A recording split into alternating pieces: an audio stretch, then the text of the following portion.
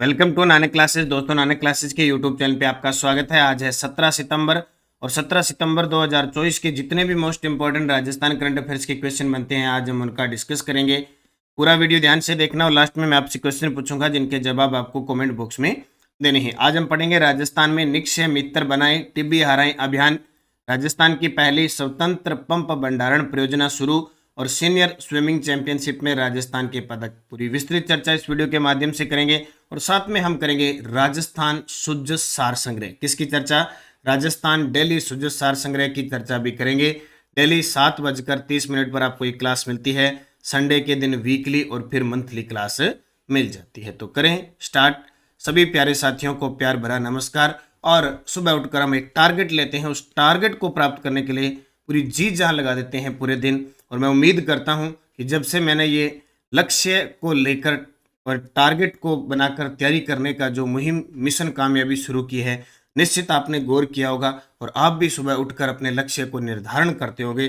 और आप अगले 6 महीने ऐसा लक्ष्य बना के तैयारी करके देख लेना, आपकी तैयारी में कितनी चार चांद लगेगी। और आज आज हमारा टारगेट रहेगा, हम इस लक्ष्य को, इस वीडियो को कहाँ तक पहुँचाएंगे। शेयर करना है, वीडियो को लाइक करना है। 4100 विद्यार्थी इस वीडियो को लाइक करेंगे। 4100 विद्यार्थी यानी 4100 विद्यार्थी इस वीडियो को लाइक करेंगे। सारे के सारे विद्यार्थी, ये हमारा लक्ष्य रहेगा और निश्चित हम साथ मिलकर काम करेंगे तो हमारा लक्ष्य पूर्ण होगा। करें स्टार्ट आज की क्लास 4100 लाइक के साथ। सबसे पहले कल के क्वेश्चनों को रिवाइज करते हैं। कल हमने पढ़ा राजस्थान की किस विधानसभा सीट से कांग्रेस विधायक जुबेर खां के निधन के बाद सीट रिक्त हो गई? तो रामगढ़। और रामगढ़ कहाँ पे? ये विधानसभा सीट अलवर के अंदर है। 2018 में भी ये कंडीशन हुई थी, यहाँ उपचुनाव हुए थे, अब दोबारा फिर उपचुनाव होंगे। भारत की मेजबानी में कितने साल बाद जोधपुर एयरबेस पर मल्टीनेशनल वायुसेना युद्धाभ्यास तरंग शक्ति 2024 समापन हुआ? 61 साल बाद। और फिर हमने पढ़ा था मुख्यमंत्री भजनलाल शर्मा ने राजस्थान के किस जिले में फिल्म सिटी बनाने की घोषणा की है? जयपुर। और 13 से 15 सितंबर 2024 को चौथे राजस्थान डोमेस्टिक ट्रेवल मार्ट 2024 का आयोजन हुआ, ये भी जयपुर के अंदर। और राजस्थान के किस विभाग को doing good for Bharat award 2024 प्रदान किया जाएगा? राजस्थान पुलिस विभाग। और राजस्थान सरकार ने हाल ही में सरकारी कर्मचारियों पर किस संगठन की गतिविधियों में भाग लेने पर लगे प्रतिबंध को हटा दिया है? तो राष्ट्रीय स्वयं सेवक संघ RSS। ठीक है, ये हमने पढ़ा। इसका टेस्ट आपको दिसंबर 2024 में मिल गया। इसमें आपको डेली टेस्ट, वीकली टेस्ट और मंथली टेस्ट मिलता है, इनकी PDF प्राप्त होती है। इसके अलावा आप वीडियो कोर्स भी ज्वाइन कर सकते हैं। नानक क्लासेज एप्लीकेशन में जाओ और हर एक एग्जाम के लिए स्पेशल करंट अफेयर्स के वीडियो कोर्स अब मैं आपको उपलब्ध करवा रहा हूँ।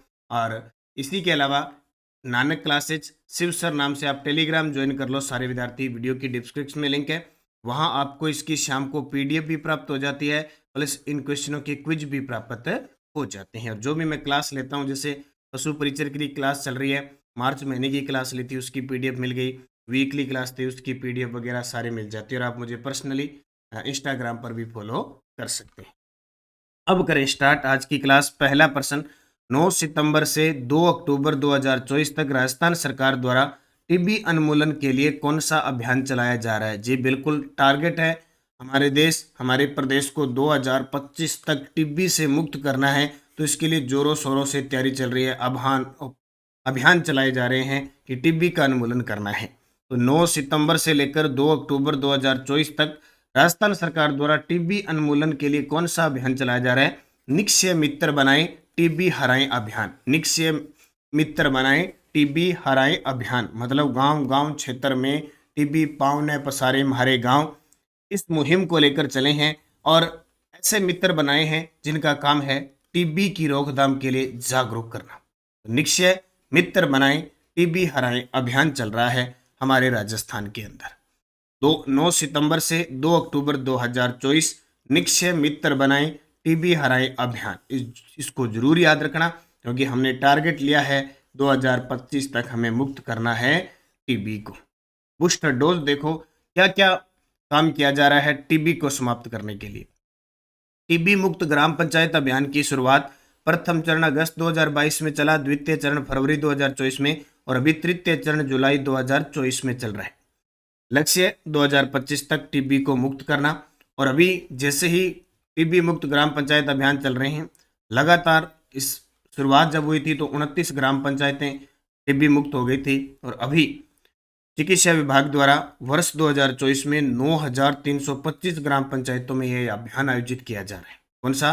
टीबी मुक्त ग्राम पंचायत। क्योंकि अगर टीबी को मुक्त करना है तो जागरूक किसको? ग्रामीण लोगों को करना पड़ेगा। ग्रामीण लोग जागरूक होंगे तो ये टीबी समाप्त हो। इसके लिए ग्राम पंचायत अभियान की शुरुआत, टीबी मुक्त ग्राम पंचायत अभियान की शुरुआत है। राजस्थान की 586 ग्राम पंचायतें टीबी मुक्त घोषित हो चुकी है। अब इसका परिणाम देखो कितना बढ़िया है, 586। राजस्थान में इसके तहत राजस्थान निक्षय संबल योजना चल रही है। कौन सी? राजस्थान निक्षय संबल योजना चल रही है। निक्षय पोर्टल संचालित किया जा रहा है जिसके तहत रोगी को प्रतिमाह 500 रुपये की आर्थिक सहायता दी जाए। कितनी? प्रतिमाह 500 जो रोगी है। इसके अलावा इसके जो भी सामग्री यूज होती है वो भी उपलब्ध कराई जा रही है। यानी पूरा टारगेट है कि इस टीबी को मुक्त करना है। कर्नाटक में आयोजित 37वीं सीनियर स्विमिंग चैंपियनशिप में राजस्थान के किस खिलाड़ी ने स्वर्ण पदक जीता है? कर्नाटक में आयोजित 17वीं सीनियर स्विमिंग चैंपियनशिप में राजस्थान के किस खिलाड़ी ने स्वर्ण पदक जीता है? और उसका तो युग ही चल रहा है। युग चलानी उदयपुर के युग चलानी है। उन्होंने कर्नाटक में आयोजित 77वीं सीनियर स्विमिंग चैंपियनशिप में स्वर्ण पदक जीता। और हमारे लिए यह भी खासियत है कि 77वीं सीनियर स्विमिंग में 77 साल बाद ही यानी स्वर्ण आया है। यानी 77 बार ये स्विमिंग चैंपियनशिप हो चुकी है लेकिन कभी भी स्वर्ण नहीं आया। तो 77 साल बाद ही हमने गोल्ड जीता है हमारे राजस्थान के खिलाड़ी ने, तो इसलिए भी इम्पोर्टेंट है। योग्य सिंह हैं, आर्यन नेहरा, गौरव सिंह भी, ये भी राजस्थान के तैराक हैं। तो कर्नाटक में आयोजित 37वीं सीनियर स्विमिंग चैंपियनशिप में युग चेलानी ने तैराकी में स्वर्ण पदक जीता और इस प्रतियोगिता में 77 साल बाद राजस्थान के किसी खिलाड़ी ने स्वर्ण जीता है। तो ये प्रश्न युग चेलानी का तो फिक्स बनता ही बनता है। राज्य सरकार द्वारा प्रदेश के असंगठित क्षेत्र के जो श्रमिक हैं, स्ट्रीट वेंडर हैं और लोक कलाकारों को कितने वर्ष की आयु पूर्ण होने पर 3,000 रुपये प्रतिमाह की पेंशन प्रदान की जाएगी?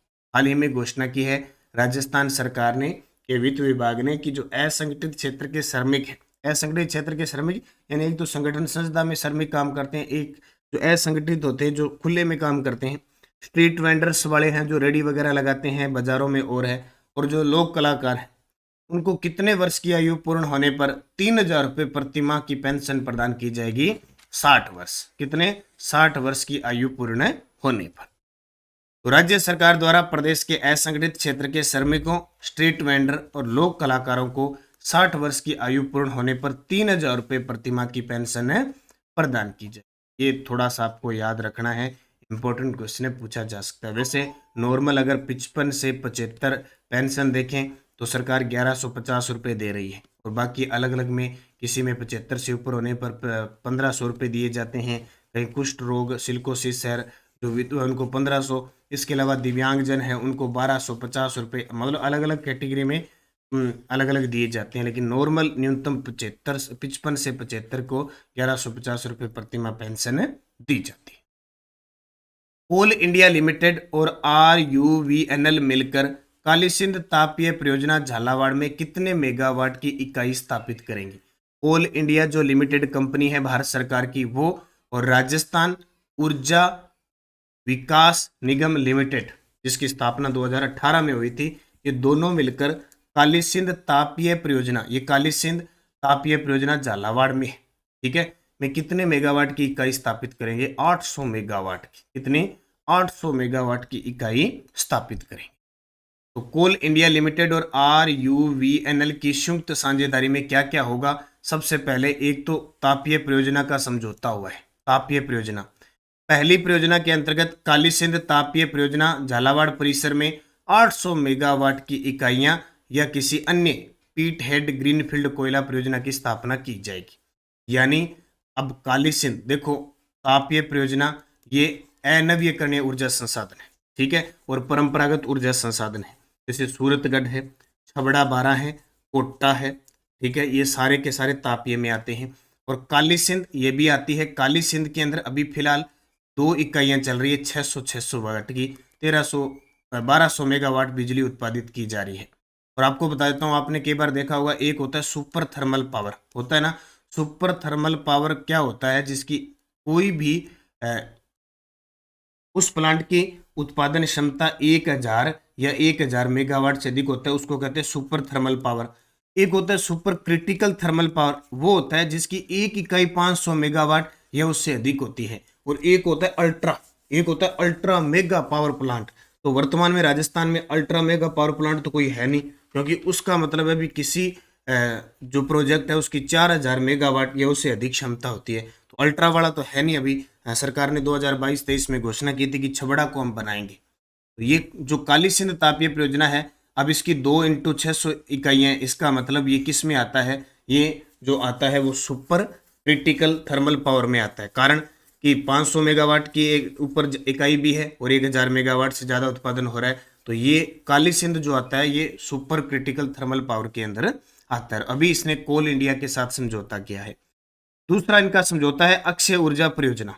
दूसरे संयुक्त उद्यम में के तहत 2000 से 2500 मेगावाट क्षमता की सौर ऊर्जा परियोजना, पंप स्टोरेज परियोजना और पवन ऊर्जा परियोजना की स्थापना की जाएगी। ये कोल इंडिया लिमिटेड और R U V N L यानी राजस्थान ऊर्जा विकास निगम लिमिटेड, ये याद रखना इंपॉर्टेंट है, एग्जामिनर पूछता है। ठीक है, इसकी स्थापना जो हुई थी वो 2015 के अंदर हुई थी। 18 बताया कि मैंने 2015 के अंदर हुई थी।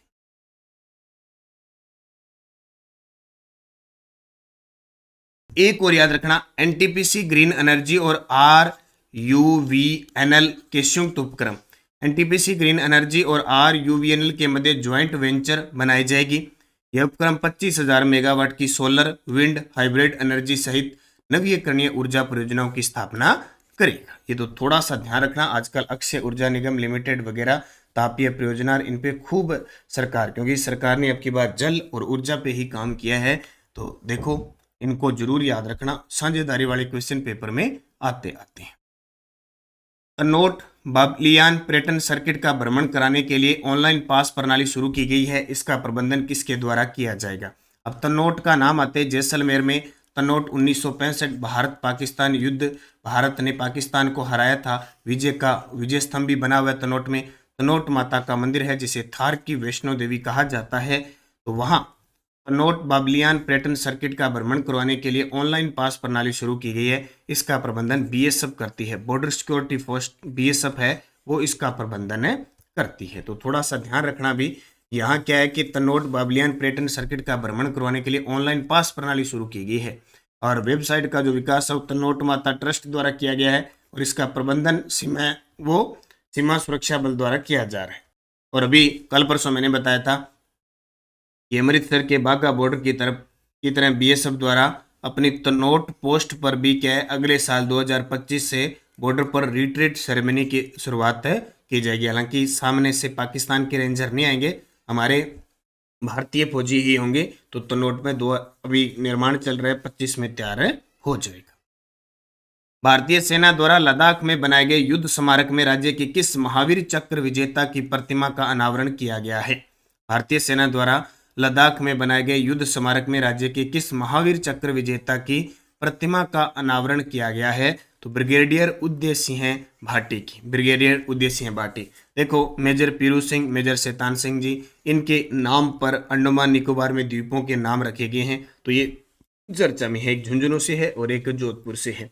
तो अभी लद्दाख के अंदर युद्ध स्मारक में महावीर चक्र विजेता, देखो सबसे बड़ा पुरस्कार होता है परमवीर चक्र, उसके बाद होता है महावीर चक्र, फिर वीर चक्र, ऐसे होते हैं। तो ब्रिगेडियर उदय सिंह भाटी की प्रतिमा का अनावरण किया गया। कौन है ये? देखिए, ब्रिगेडियर सूर्यदेव सिंह भाटी, जिला जोधपुर। एक फिल्म नहीं देखी क्या ब्रिगेडियर उदय सिंह भाटी? सॉरी, सूर्यदेव नहीं है ये, उदय सिंह भाटी है। एक फिल्म नहीं है ये ब्रिगेडियर सूर्यदेव सिंह, ये है ब्रिगेडियर उदय सिंह भाटी। जिला इनका जोधपुर है। महावीर चक्र से इन्हें सम्मानित किया गया 1972 में और 1971 की लड़ाई में उदय सिंह भाटी गोरखा राइफल्स में कर्नल के पद पर थे और उनकी प्रतिमा लद्दाख के तुरतुक में स्थापित की गई है। तो ये थोड़ा सा ध्यान रखना, कई बार एग्जामिनर यहाँ पूछ लेता है कि ब्रिगेडियर उदय सिंह भाटी को किस वर्ष महावीर चक्र से सम्मानित किया गया? 1972। राजस्थान में 1800 मेगावाट क्षमता की पहली स्वतंत्र पंप भंडारण परियोजना कहां शुरू करने की मंजूरी केंद्र सरकार द्वारा मिली है? ये बिल्कुल राजस्थान सरकार को 1800 मेगावाट क्षमता की पहली स्वतंत्र पंप भंडारण परियोजना शुरू करने की, यानी टरबाइन के माध्यम से पानी डाल के और बिजली बनाने की जो परियोजना है उसकी मंजूरी केंद्र सरकार ने मिल दी। हालांकि पिछली सरकार ने घोषणा की थी कि यहाँ स्थापित किया जाएगा, लेकिन अब केंद्र सरकार की मंजूरी मिल गई है शाहबाद बारां के अंदर। कहाँ पे? शाहबाद बारां के अंदर। तो राज्य को 1800 मेगावाट क्षमता की अपनी पहली स्वतंत्र पंप भंडारण परियोजना शुरू करने की मंजूरी मिली है, जो कूनो नदी बेसिन के भीतर 12 जिले के शाहबाद क्षेत्र में स्थापित की जाएगी। पंप स्टोरेज परियोजनाओं पर कार्य राज्य की पवन और हाइब्रिड ऊर्जा नीति 2009-19 और नवीकरणीय ऊर्जा नीति 2023 में उल्लेखित प्रावधानों के अनुसार किया गया है। राजस्थान सरकार नवीकरणीय ऊर्जा को बढ़ावा देने के प्रयासों के तहत पंप स्टोरेज परियोजनाओं पर नई नीति लाने जा रही है। यानी अब की बार भी सरकार फिर नई नीति लेके आएगी। सौर ऊर्जा, पवन ऊर्जा, अक्षय ऊर्जा, ये भी नई नीतियां आएगी। सौर और पवन ऊर्जा पर निर्भर बिजली ग्रिडों को आपूर्ति के लिए 7100 मेगावाट बिजली की क्षमता वाली इन परियोजनाओं की स्थापना के लिए राज्य में 8 संभावित स्थानों की पहचान भी की जाएगी। तो आपको याद रखना है 1800 मेगावाट क्षमता की पहली स्वतंत्र पंप भंडारण परियोजना की मंजूरी मिल चुकी है। कहाँ? शाहबाद क्षेत्र 12 के अंदर स्थापित किया जाएगा। 12 जिले की बात आई है तो 12 जिले में प्रधानमंत्री जनमन योजना है, उसमें 12 जिले को शामिल किया गया। और 12 जिले के किशनगंज और शाहबाद इन क्षेत्रों में कौन सी जनजाति रहती है? सहरिया जनजाति रहती है। याद रखना। पवन और हाइब्रिड ऊर्जा नीति हमारी 2019 के अंदर आई थी, जिसका टारगेट क्या था कि 4000 मेगावाट बिजली उत्पादन करना। और नवीकरणीय ऊर्जा नीति 2023 आई, इसके तहत 90 गीगावाट बिजली उत्पादित करने का टारगेट है। तो ये आपको याद रखनी है, इंपॉर्टेंट है। यहाँ से एग्जामिनर क्वेश्चन पूछता है। बात आती है नवीकरणीय की। नवीकरणीय का मतलब ऐसे जो नए बनाए जा सकते हैं, जैसे सौर ऊर्जा, पवन ऊर्जा, बायोमास, बायोगैस, ज्वारीय, भूतापीय, जल विद्युत, ये सारे नवीकरणीय ऊर्जा संसाधन के अंदर आते हैं। और सुजस बुलेटिन कहती है कि नवीकरणीय ऊर्जा में अग्रणी बने राजस्थान और इस पे लगातार काम किया जा रहा है। और एक खास अभी चल रही है प्रधानमंत्री सूर्य घर योजना। प्रधानमंत्री सूर्य घर योजना का अभी ताजा एक सम्मेलन हुआ है गुजरात के गांधीनगर में। ग्लोबल रिन्यूएबल एनर्जी निवेशक सम्मेलन हुआ है, एक्सपो के 4थे संस्करण का उद्घाटन। वहां हमारे मुख्यमंत्री भजनलाल जी शर्मा भी गए थे। पीएम सूर्य घर एक अनूठी योजना है, तो ये हम लगातार बात कर रहे हैं। और हमारे राजस्थान में भी आदर्श ग्राम बनेंगे इसके तहत। इसके अलावा यूएई कतर में अंतर्राष्ट्रीय इन्वेस्टर रोड शो 17 से 19 सितंबर। ध्यान रखना 9 से 11 दिसंबर 2024 को राजस्थान में राइजिंग राजस्थान इन्वेस्टमेंट का आयोजन होगा जयपुर के अंदर। इसके तहत पहला जो रोड शो हुआ था वो मुंबई में हुआ था। पहला अंतर्राष्ट्रीय रोड शो दक्षिणी कोरिया में, दूसरा जापान के अंदर हुआ था। और अभी यूएई कतर के अंदर भी ये रोड शो आयोजित किए जाएंगे। इसके अलावा 100 युवा किसानों को विदेश में प्रशिक्षण मिलेगा। 100 युवा किसानों को विदेश में प्रशिक्षण मिलेगा भी। उनको स्पेशल विदेशी तकनीकी कृषि की शिक्षा देने के लिए उन्हें भेजा जाएगा। और हरिश्चंद्र माथुर राजस्थान राज्य लोक प्रशासन संस्थान को क्षमता निर्माण आयोग से मान्यता मिल चुकी है। और एक और हमारे देश के प्रधानमंत्री नरेंद्र मोदी जी का आज 17 सितंबर को जन्मदिवस है, तो सबको बहुत बहुत शुभकामनाएं। और 68वीं जिला स्तरीय छात्र वर्ग कबड्डी प्रतियोगिता ये उदयपुर के अंदर होने जा रही है। और इससे भी अच्छी बात मैं आपको बता देता हूं कि ये तो है छात्र वर्ग की 68वीं जिला स्तरीय छात्र वर्ग है, जबकि हमारे राजस्थान के अनूपगढ़ जिले के रावला के अंदर, रावला तहसील के अंदर, हमारे राजस्थान के अनूपगढ़ जिले के रावला तहसील है, वहाँ राजकीय उच्च प्राथमिक विद्यालय है वहाँ। और 9 PhD जो है उसकी तरफ से आयोजन करवाया जा रहा है। छात्रा वर्ग कबड्डी प्रतियोगिता राज्य स्तरीय का आयोजन किया जा रहा है। तो अलग अलग पूरे राज्य की टीमें, छात्रा वर्ग की कबड्डी टीमें पहुंच चुकी है। अजमेर है, कोटा, बांसवाड़ा, सब संभाग की टीमें हमारे पहुंची है। तो उनको बहुत बहुत हमारी तरफ से हम उनका स्वागत करते हैं। और लगातार यहाँ से कल से टूर्नामेंट की शुरुआत होने जा रही है। आज से 17 सितंबर से शुरुआत होने जा रही है। करें स्टार्ट आज की क्लास। ये आपको अच्छे तरीके से याद रखना। इसमें जो भी क्वेश्चन बनते हैं वो अपने वीकली जो संडे के दिन क्लास होती है उसमें अपने कर लेते हैं पिछले। और टेलीग्राम ज्वाइन कर लो, नानक क्लासेज और नानक क्लासेज शिव सर, ताकि आपको PDF सूचना कोई भी है लिंक वगैरह सब आपको प्राप्त हो। वीडियो की डिस्क्रिप्शन में लिंक है, वो डाउनलोड करने के लिए नीचे डिस्क्रिप्शन में दिए गए टेलीग्राम चैनल को ज्वाइन करें, ताकि क्या है कि नानक क्लासेज और मेरे नाम से बहुत सारे टेलीग्राम जोड़े हुए, फिर आप ढूंढते रहते हो कि PDF नहीं मिलती, वो नहीं मिलती, वहाँ सब कुछ प्राप्त होता है। तो आप सही दिशा में जाओगे तो रास्ता नहीं भटकोगे। पिछले वीडियो का क्वेश्चन था जयपुर के सिद्धार्थ चौधरी का संबंध किस खेल से है, तो आप सभी का सही जवाब था गोला फेंक, शॉट पुट। और अब आपके लिए क्वेश्चन जिसका जवाब कमेंट में देना है, वायुसेना का युद्धाभ्यास तरंग शक्ति 2024 कहाँ आयोजित किया गया? बीकानेर, जैसलमेर, जोधपुर, श्री गंगानगर। और येस्टे डॉज हम असिस्टेंट प्रोफेसर में आए हुए क्वेश्चनों की चर्चा कर रहे हैं, बहुत ही गजब के प्रश्न आए हुए हैं। मोहम्मद शाह के नेतृत्व में मंगोल विद्रोहियों ने किसके पास शरण ली थी? हमीर देव चौहान, जो 1262 से 1301 में रणथंभौर की गद्दी पर बैठते हैं। अमीर हट के लिए जाने जाते थे, शरणागतों के रक्षक के लिए जाने जाते थे, और इनके बारे में कहा जाता है कि सिंह सुहन सतपुर सवचन कदली फलेति कबार तिरिया तेल हमीर हट चढ़े न दूजी बार। और इन्होंने मोहम्मद शाह का क्या दी थी? शरण दी थी। हालांकि रणमल रतिपाल के विश्वासघात के कारण ये हार जाते हैं। गोराट पठार की औसत ऊंचाई 1225 मीटर है। राजस्थान हरित हाइड्रोजन नीति कब से प्रभाव में आई? 2023 से। सर्वाधिक शिशु 0 से 6 वर्ष लिंगानुपात किस जिले में है? बांसवाड़ा में। और सबसे कम झुंझुनू में है। किस नदी को वराह या लासवारी नदी के नाम से जाना जाता है? रूपारेल नदी, जो उदयनाथ की पहाड़ी से निकलती है और अलवर क्षेत्र में बहती है। ये पांचों क्वेश्चन अब बहुत सारे विद्यार्थियों ने शानदार जवाब दिए, उन सभी को हार्दिक शुभकामनाएं। अब आपके लिए 5 question assistant professor exam Sanskrit विभाग 2024 में पूछेगी। अभी 8 सितंबर को पेपर हुआ है, इसलिए मैं सारे पेपर लेके चल रहा हूँ, कोई भी है। सरदार समंद झील और जेत सागर झील क्रमशः किन जिलों में अवस्थित है? प्रश्न देखो कितना गजब का है। जालौर जिले का वन्य जीव शुभंकर है। मनसा माता संरक्षण रिजर्व अवस्थित कहाँ है? सिरोही, पाली, भीलवाड़ा और उदयपुर जिले में अधिकांशतः किस प्रकार की मृदा पाई जाती है? वन विभाग राजस्थान के प्रशासनिक प्रतिवेदन 2023-24 के अनुसार कौन से जिले का वनावरण प्रतिशत उसके कुल भौगोलिक क्षेत्र की दृष्टि से द्वितीय स्थान पे है? इन पांचों के जवाब आपको कमेंट बॉक्स में देने। बहुत ही गजब के प्रश्न हैं और बार बार रिपीट होने वाले प्रश्न हैं, इसलिए अच्छे तरीके से पढ़ना है और निरंतर मेहनत करनी है। जो आज हमारा टारगेट है लाइक का 4100 विद्यार्थी, यानी 4100 विद्यार्थी वीडियो को लाइक करेंगे और इस टारगेट को शाम तक हमें मिलकर पूरा करना ही करना है। शेयर कर देना, अगर जिसने चैनल को सब्सक्राइब नहीं किया कर लेना। और आप मुझे पर्सनली इंस्टाग्राम पर भी फॉलो कर सकते हैं और टेलीग्राम आपको ज्वाइन करना है। तो निरंतर मेहनत करो। ये पुस्तक अपने बाजार में उपलब्ध है, आप कॉम्बो पैक वगैरह कोई भी ले सकते हो। पशु परिचर के लिए अगले 10 दिन फिर आपके लिए वैधता बढ़ा दी है, मात्र 299 में वीडियो कोर्स के साथ संपूर्ण टेस्ट सीरीज, संपूर्ण करंट, सब कुछ इसके अंदर मिशन कामयाबी के तहत। जब तक आपका एग्जाम नहीं होगा आप तक बने रहेंगे। तो निरंतरता रखें, मेहनत करें अच्छे तरीके से। सफलता का एक ही उद्देश्य है, आप निरंतर पढ़ें, मेहनत करें और बार बार टेस्ट के माध्यम से अभ्यास करें। धन्यवाद। जय हिंद, जय भारत, जय राजस्थान।